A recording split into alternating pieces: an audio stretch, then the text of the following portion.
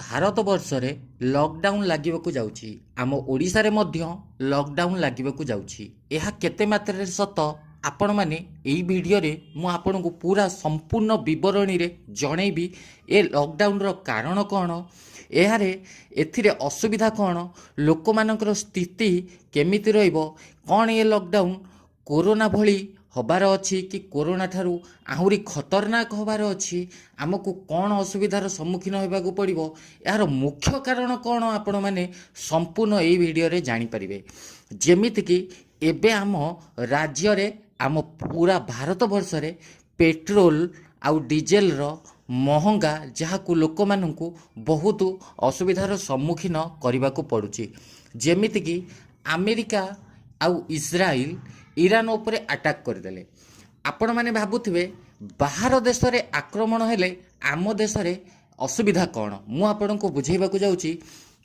जेतबे America आउ Israel Iran उपरे attack करदेले attack हेबार 2 दिन भितरे एनर्जी मार्केट प्रोब्लेम आरंभ हो गला एनर्जी मार्केट डाउन हो गला एनर्जी मार्केट कौन मु आपण को किछि समय भितरे जणेबी एबे एबे यहाँ मध्य एनर्जी मार्केट रे असुविधार लोक मैंने सम्मुखीन होती एनर्जी मार्केट कहले आमर मिनिमम 45 रु 55% पेट्रोल डीजेल आउ बाकी रहा इंधन सबू आमर विदेश रु आसे माने ईरान रु आसे तो सेठी एबे आक्रमण हो जाइछि तो सेथिपाई संपूर्ण भाव में सेठू कौन जिनिस आम भारत वर्ष को आसी पारनी कि आम राज्य को आसी पारनी ईरान आउ इंडिया भितर कंडीशन कौन कनेक्शन कौन आमर आमे कौन पे ईरान को सपोर्ट करछे मु गोटे कथा कहि रखि भाई आपण गोटे कथा मन रखंतु आ भल भाव में मुंडे रे पुरई नियंतु स्टेट ऑफ हॉर्मोस होची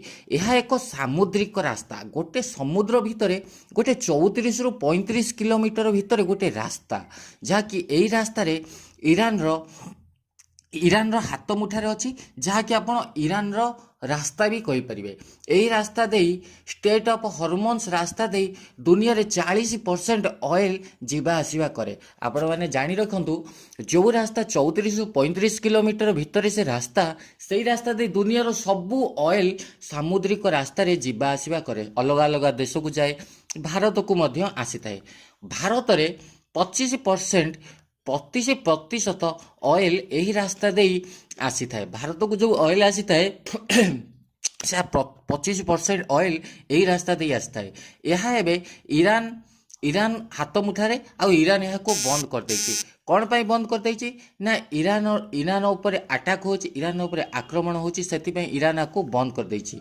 बा बंद करिया पई वार्निंग देछि सेति पई ऑयल प्राइस बढ़ी जाइछि प्रति बैरेल पिछा $70 रु आगुरु थिला $70 गोटे होची $1 होची 94 टंका तो आगुरु थिला प्रति बैरेल पिछा $70 एबे $122 रे पहुंची जाइछि एहा मध्य आगो को $174 को आशा करा जाउछि कोन पई मु आपन को आगो को बुझौछि गोटे बैरेल पिछा $70 हेले आगुरु थिला एबे $122 रे भारत कंचा माल सब जिंस किणुची ईरान पाखु जेतबेले रेट बढ़िबो साधारण लोक ऊपर प्रभावित मध्य करिथाए पेट्रोल पंप गैस सिलिंडर परिवार ऊपर मध्य यह आसी थाए जेमिति कि ट्रांसपोर्ट कॉस्ट रे भी आसी थाए सबु जिनिस रे हाई रेट हैला परे पूरा अर्थनीति को डाउन कर दे थाए पूरा स्टॉक मार्केट डाउन हो जाए थाए भारत रे जेमिति कि परिवार रेट बढ़िबो एथिपाई कहली जेमिति पेट्रोल पंप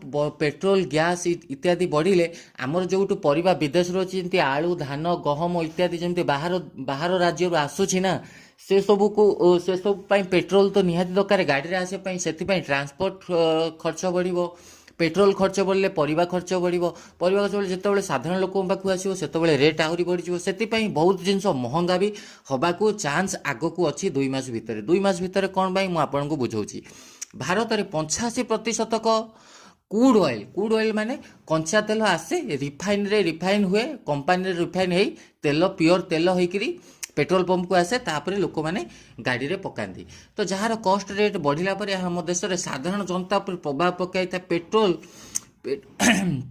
पेट्रोल मिनिस्टर कहिसंती जेमिति कि पेट्रोल मिनिस्टर कहिसंती जे 60 दिनर ऑयल भारत रे ହେଉଛି ପର୍ଯ୍ୟାପ୍ତ ଅଛି। ଯେମିତିକି 60 ଦିନ ଯାକେ ପୁରା ଭାରତ ବର୍ଷରେ 60 ଦିନ ଯାକେ ଅଏଲ୍ ଅଛି। ଆପଣମାନେ ଚିନ୍ତା କରନ୍ତୁ 60 ଦିନ ଭିତରେ ତେଲ ରେଟ୍ କେଉଁଠୁ ଆସିବ, ତେଲ କେଉଁଠୁ ଆସିବ? 60 ଦିନ ଭିତରେ ଯେତେବେଳେ ତେଲ ପାଇଯିବ କେଉଁଠୁ ଆସିବ? ହରମୋନ୍ସ ସାମୁଦ୍ରିକ ରାସ୍ତା ବନ୍ଦ ହୋଇଯାଇଥିଲା। ଏହା 60 ଦିନ ବହୁତ ଛୋଟ ଲାଗିବ। କ'ଣ ପାଇଁ ନା ଯେତେବେଳେ ସାମୁଦ୍ରିକ ରାସ୍ତା ହରମୋନ୍ସ ବନ୍ଦ ହୋଇଯାଇଛି 60 ଦିନ ବି ଆମକୁ କମ୍ ପଡ଼ିବ। ଯେମିତିକି ପାକିସ୍ତାନରେ, ଶ୍ରୀଲଙ୍କାରେ, ଏମିତି ବହୁତ ସାରା ଛୋଟ ଛୋଟ ଦେଶରେ ସେଠି ଲକଡାଉନ୍ ଅଲରେଡ଼ି ଲାଗିସାରିଛି। ସେମାନେ ଇଲେକ୍ଟ୍ରିକ୍ ବିଲ୍ ବି କଟ୍ କରୁଛନ୍ତି, ପେଟ୍ରୋଲ ବି, ଗାଡ଼ି ବି ବନ୍ଦ ହୋଇଯାଇଛି, ଲୋକଙ୍କର ଯିବା ଆସିବା, ଅନଲାଇନ୍ କାମ ବି ଆରମ୍ଭ ହୋଇଯାଇଛି, ଷ୍ଟକ୍ ମାର୍କେଟ ସେଠି ଡାଉନ୍ ହୋଇଯାଇଛି। ଏଥିପାଇଁ ହେଇଛି ସେଠି ଲକଡାଉନ୍ ଅଲରେଡ଼ି ଲାଗିଯାଇଛି। ସେମାନଙ୍କ ଦେଶରେ ତେଲ ହିଁ ନାହିଁ। ଆମ ଭାରତ ପାଖରେ 2 ମାସର ତେଲ ଅଛି, ସେମାନଙ୍କ ଦେଶରେ 2 ମାସ କ'ଣ ଗୋଟେ ଦିନର ତେଲ ନାହିଁ। ସେଥିପାଇଁ ସେମାନଙ୍କ ଦେଶରେ ଲକଡାଉନ୍ ଅଲରେଡ଼ି ଲାଗିସାରିଛି।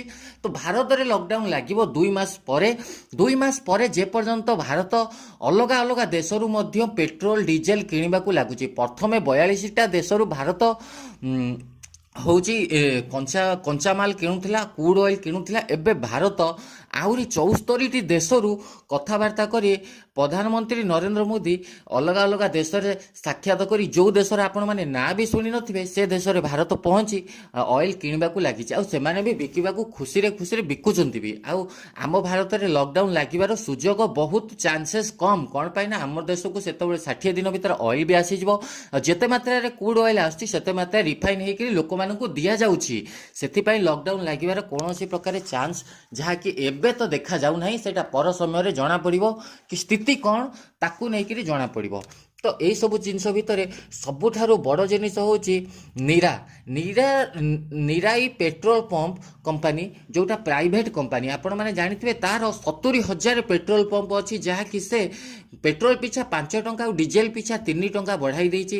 ଗୋଟେ ପଟେ ସରକାରୀ ପେଟ୍ରୋଲ ପମ୍ପରେ ରେଟ୍ ପ୍ରାଇଭେଟ୍ କମ୍ପାନୀ ଅପେକ୍ଷା ସରକାରୀ ପେଟ୍ରୋଲ ପମ୍ପରେ ହେଉଛି ଦିଲ୍ଲୀରେ ହେଉଛି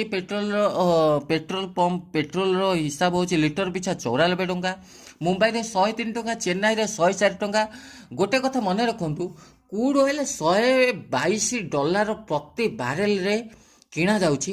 ଯେତେବେଳେ $174 କିଣାଯିବ, ଆପଣମାନେ ଚିନ୍ତା କରନ୍ତୁ ଦେଶର ଆର୍ଥିକ ସ୍ଥିତି କ'ଣ ହେବାକୁ ଯାଉଛି, ରେଟ୍ କେଉଁ ହିସାବରେ ବଢ଼ିବାକୁ ଯାଉଛି।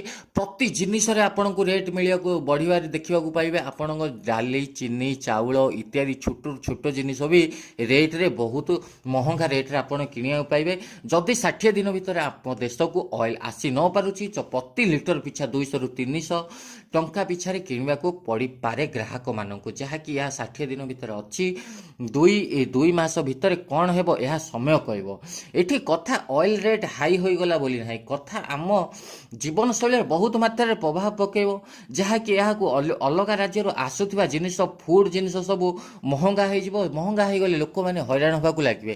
ଲୋକ ଏବେ କୌଣସି ପ୍ରକାର ଅଏଲ୍ର ପ୍ରୋବ୍ଲେମ୍ ନାହିଁ, ତଥାପି ଲୋକ ଲାଇନ୍ ଉପରେ ଲାଇନ୍ ଲଗେଇକିରି ଭିଡ଼ ଏତେ ମାତ୍ରାରେ ଯେ ଡବଲ ବି ଭରି ଦେଉଛନ୍ତି, ବଡ଼ ବଡ଼ ଟାଙ୍କି ବି ନେଇଯାଉଛନ୍ତି, ବଡ଼ ବଡ଼ ବାରେଲ ବି ନେଇଯାଉଛନ୍ତି, ଭରିକିରି ଆଣୁଛନ୍ତି। ସେମିତିରେ ଗୋଟେ ପେଟ୍ରୋଲ ପମ୍ପରେ ଯଦି ଆପଣମାନେ ଏତେ ମାତ୍ରାରେ ପେଟ୍ରୋଲ କିଣିବେ ଆଉ ପ୍ଲସ୍ ଅଲଗା ଘରକୁ ଆଣି ଆସିବେ ତ ପେଟ୍ରୋଲର ଅସୁବିଧା ତ ଦେଖା ହିଁ ଯିବ ନା।